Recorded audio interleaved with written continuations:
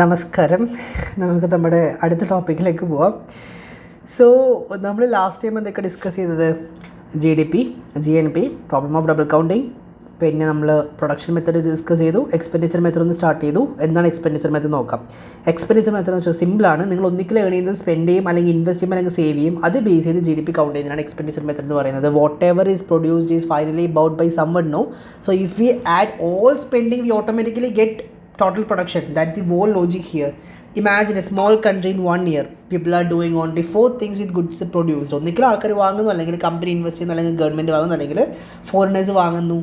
So അത് വാങ്ങുന്നു, spend ചെയ്യുമ്പോഴല്ലേ actually ഒരു കാര്യം നമ്മുടെ കയ്യിലുള്ള പൈസ സ്പെൻഡ് ചെയ്തിട്ടല്ലേ നമ്മൾ വാങ്ങുന്നത്. അതിൽ നിന്ന് GDP കൗണ്ട് ചെയ്യുന്നതിനാണ് ആ ഒരു എക്സ്പെൻഡിച്ചർ മെത്തേഡ് എന്ന് വെച്ചാൽ തന്നെ സ്പെൻഡിങ്ങിലൂടെ കൗണ്ട് ചെയ്യുന്നതിനാണ് എക്സ്പെൻഡിച്ചർ മെത്തേഡ് എന്ന് പറയുന്നത്. ഇക്വേഷൻ വളരെ സിമ്പിളാണ്. GDP is equal to C plus I plus G plus X minus M. What does that mean? C എന്ന് വെച്ചാൽ പ്രൈവറ്റ് കൺസംഷൻ എക്സ്പെൻഡിച്ചർ, നമ്മുടെ പ്രൈവറ്റ് കൺസംഷൻ എക്സ്പെൻഡിച്ചർ ആണ്. സി എന്ന് വെച്ചാൽ money spend by ordinary people and daily needs. Food, clothes, mobile phone, bus ticket, hair cut, doctor fee, നമ്മൾ ഡോക്ടറിനെ കാണുന്നു, hair cut ചെയ്യുന്നു, ഫുഡ് വാങ്ങുന്നു, ക്ലോത്ത്സ് വാങ്ങുന്നു. ഇതൊക്കെയാണ് പ്രൈവറ്റ് കൺസംഷൻ എന്ന് പറയുന്നത്. So GDP expenditure method count ചെയ്യാനായിട്ട് സി എന്ന് വെച്ചാൽ നമ്മുടെ ഇൻഡിവിജ്വൽസിൻ്റെ കൺസംഷൻ. ഞാൻ പോയി ഫുഡ് വാങ്ങുന്നു, ക്ലോത്ത്സ് വാങ്ങുന്നു. ഐ എന്ന് വെച്ചാൽ ഇൻവെസ്റ്റ്മെൻറ്റ്, പ്രൈവറ്റ് ഇൻവെസ്റ്റ്മെൻറ്റ്. ഞാനിപ്പോൾ ഇൻവെസ്റ്റ് ചെയ്യുന്നു, ഞാനിപ്പോൾ നിഫ്റ്റിയിൽ ഇൻവെസ്റ്റ് ചെയ്യുന്നു, ഞാനിപ്പോൾ ഗോൾഡിൽ ഇൻവെസ്റ്റ് ചെയ്യുന്നു, ഞാനിപ്പോൾ ഏതെങ്കിലും ഒരു സ്റ്റോക്കിൽ ഇൻവെസ്റ്റ് ചെയ്യുന്നു. അതാണ് ഐ എന്ന് വെച്ചാൽ. ഓക്കെ, ലൈക്ക് ഇത് പറയുമ്പോഴേ ആൾക്കാർക്ക് പേടിയാവും. Stock market investment means money spend to produce more in future. For example, factories buy machine, shop buy new equipments, companies build warehouses, change in stock, അങ്ങനെയുള്ള കാര്യങ്ങളൊക്കെയാണ് ഇൻവെസ്റ്റ്മെൻറ്റ് എന്ന് പറയുന്നത്. അതിപ്പോൾ ഒരു കമ്പനി ഒരു മെഷീൻ വാങ്ങിയാൽ അതൊരു ഇൻവെസ്റ്റ്മെൻറ്റാണ്. I plus G എന്ന് വെച്ചാൽ ഗവൺമെൻറ് പർച്ചേസസ് ആണ്. Money spend by government on goods and services. For example road, school, hospital, salaries, defence equipments, അതൊക്കെയാണ് ഗവൺമെൻറ് സ്പെൻഡിങ്സ് ആണ് G എന്ന് വെച്ചാൽ. അതിൽ pension, subsidy, free ration, scholarship ഒന്നും ഇൻക്ലൂഡ് ആയിരിക്കില്ല. ഗവൺമെൻറ്റിൻ്റെ പർച്ചേസസ് മാത്രമേ ഇൻക്ലൂഡ് ആയിരിക്കുള്ളൂ. G plus X minus M എന്ന് വെച്ചാൽ എക്സ്പോർട്ട് മൈനസ് ഇമ്പോർട്ടാണ്. എക്സ് എന്ന് വെച്ചാൽ എന്താ? Export, goods made inside the country and sold to foreigners. ഇന്ത്യക്കകത്ത് പ്രൊഡ്യൂസ് ചെയ്ത് നമ്മൾ US സെല് ചെയ്യുന്നു.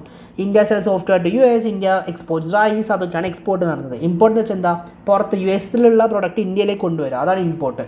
Goods made outside but bought by us. Mobile imported from China, oil imported from Russia, അതാണ് സംഭവം. സോ ബേസിക്കലി ഇങ്ങനെയാണ് എക്സ്പെൻഡിച്ചർ മെത്തേഡ് GDP കൗണ്ട് ചെയ്യുന്നത്. For example, ഇതൊക്കെ കോടികളായിരുന്നു, പക്ഷേ ഞാൻ ജസ്റ്റ് ഒരു സിമ്പിൾ എക്സാമ്പിൾ ത്രൂ പറഞ്ഞുതരാം. സി എന്ന് പറയുന്നത് 500 ആണെന്ന് വിചാരിച്ചോ.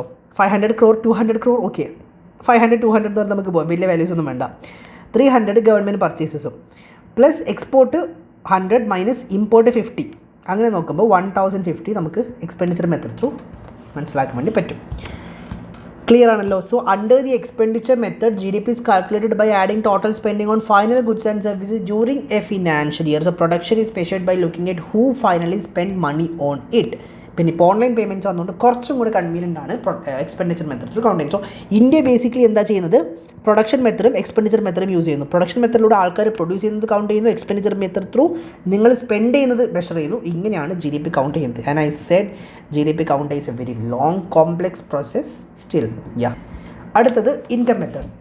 Okay, first of all I would like to tell, income method actually ഇന്ത്യയിൽ ആരും, എൻ്റെ അറിവിൽ ഇന്ത്യയിൽ ഗവൺമെൻറ് യൂസ് ചെയ്യുന്നില്ല. ഇത് പുറത്തുള്ള ഹൈലി ഡെവലപ്ഡ് ആയിട്ടുള്ള കൺട്രീസ് മാത്രമേ യൂസ് ചെയ്യുന്നുള്ളൂ. Such as US, China, Germany, അവരൊക്കെയാണ് യൂസ് ചെയ്യുന്നത്. ആൻഡ് ഇവർ ഫസ്റ്റ് ലാർജസ്റ്റ് ഇക്കോണമി, ഇവർ സെക്കൻഡ് ലാർജസ്റ്റ് ഇക്കോണമി, ഇവർ തേർഡ് ലാർജസ്റ്റ് ഇക്കോണമി.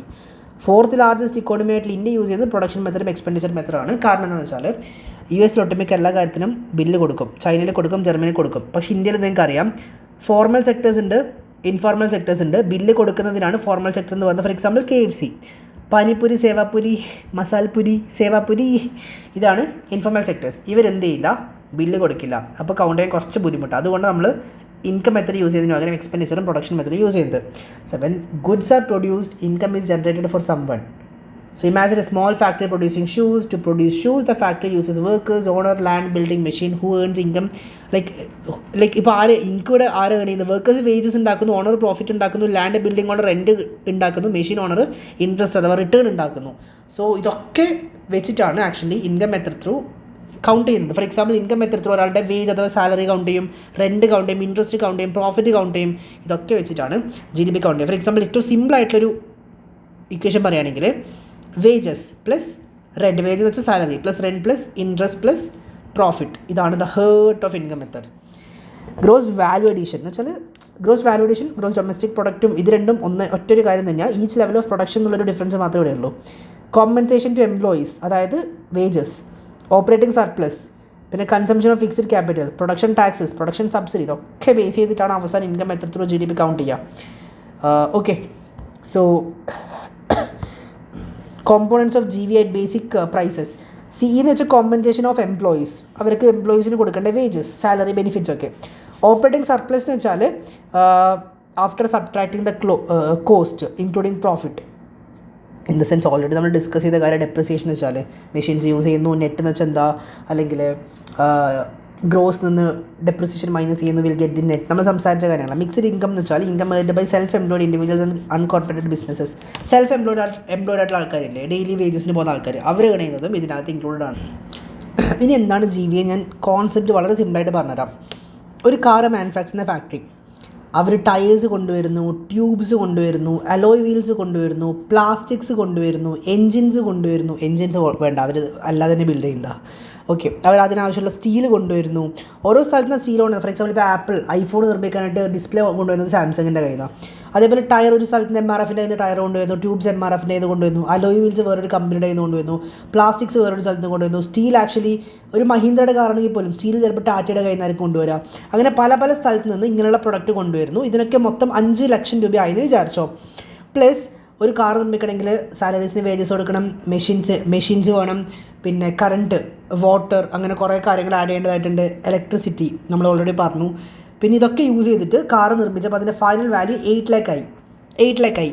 ഈ 5 lakh ഫാക്ടറി പ്രൊഡ്യൂസ് ചെയ്തല്ല, അത് ഓൾറെഡി ഉള്ളതാ. സ്റ്റീൽ ടാറ്റയുടെ നിന്ന് കൊണ്ടുവന്നു, അവർക്ക് എമൗണ്ട് കൊടുക്കണമല്ലോ ആ സ്റ്റീലിൻ്റെത്. പ്ലാസ്റ്റിക്സ് ഒരു കമ്പനിയിൽ നിന്ന് കൊണ്ടുവന്നു, അവർക്ക് ആ എമൗണ്ട് കൊടുക്കണമല്ലോ. അലോയ് വീൽസും ട്യൂബും ടയേഴ്സ് ഇപ്പോൾ MRFൻ്റെ നിന്ന് കൊണ്ടുവന്നു വിചാരിച്ചു, MRF അല്ലെങ്കിൽ C8ന് ആ പൈസ കൊടുക്കണമല്ലോ. സോ 5 lakh ഓൾറെഡി അവിടെ ഉണ്ടായിരുന്നു. 3 lakh ആണ് അഡീഷണലി വേജസ്, ഇലക്ട്രിസിറ്റി, വാട്ടർ, പിന്നെ വർക്കേഴ്സ്, മെഷീൻസ് ഒക്കെ ആയിട്ട് 3 lakh വന്നത്. So 8 - 5 = 3 lakh. 3 lakh is termed as a gross value addition. Gross value addition, the new value added by the factory while making the car. The new value added by the factory while making the car. So already അവിടെ 5 lakh ഉണ്ടായിരുന്നു from the plastic, tube, tyre, alloy, steel. അവിടെ ആകെ 3 lakh workers, electricity, profit, water, ഇതൊക്കെ ആഡായി മൊത്തം 8 lakh വന്നു. ഇതിൽ 3 lakh ആണ് ഗ്രോസ് വാല്യൂ അഡീഷൻ വെച്ചാൽ. സോ ഈച്ച് സ്റ്റേജസ് ഓഫ് പ്രൊഡക്ഷനിലെ എമൗണ്ട് സെപ്പറേറ്റ് ആയിട്ട് കൗണ്ട് ചെയ്തിട്ട് അവസാനം ഗ്രോസ് വാല്യൂ അഡീഷൻ ഇങ്ങനെ കണ്ടുപിടിക്കാറുണ്ട്. GVA means the extra value added when making a product. Already 5 ലക്ഷം അവിടെ എക്സിസ്റ്റ് ചെയ്തിട്ടുണ്ടായിരുന്നു, അതിനനുസരിച്ച് 3 lakh ആണ് പ്രോഫിറ്റ് ആയിട്ടൊക്കെ ആഡ് ചെയ്തത്. ആ 3 lakh ആണ് ഇതെന്ന് പറയുന്നത്. So these are the things that you have to study. ഞാൻ കഴിഞ്ഞ ക്ലാസ്സിൽ എന്താ സംസാരിച്ചത്? Problem of double counting, GDP problem of double counting, production method, expenditure method, income method completed. Gross value അഡീഷനോട് കംപ്ലീറ്റഡ്. ഇനി നമ്മൾ സംസാരിക്കാൻ പോകുന്നത് സേവിങ്സ് ആൻഡ് ഇൻവെസ്റ്റ്മെൻ്റ് ആണ്. നല്ലത് എനിക്ക് തോന്നുന്നു ഞാനൊരു പുതിയ ക്ലാസ്സിൽ എക്സ്പ്ലെയിൻ ചെയ്തായിരിക്കും. സോ എന്താണെങ്കിലും നമുക്ക് അടുത്ത ക്ലാസ്സിൽ ഈ ടോപ്പിക്ക് കണ്ടിന്യൂ ചെയ്യാം. Doubts and queries are free to ask any time. പിന്നെ ഇതിൻ്റെ നോട്ട്സ് ഗ്രൂപ്പിൽ അവൈലബിൾ ആയിരിക്കും.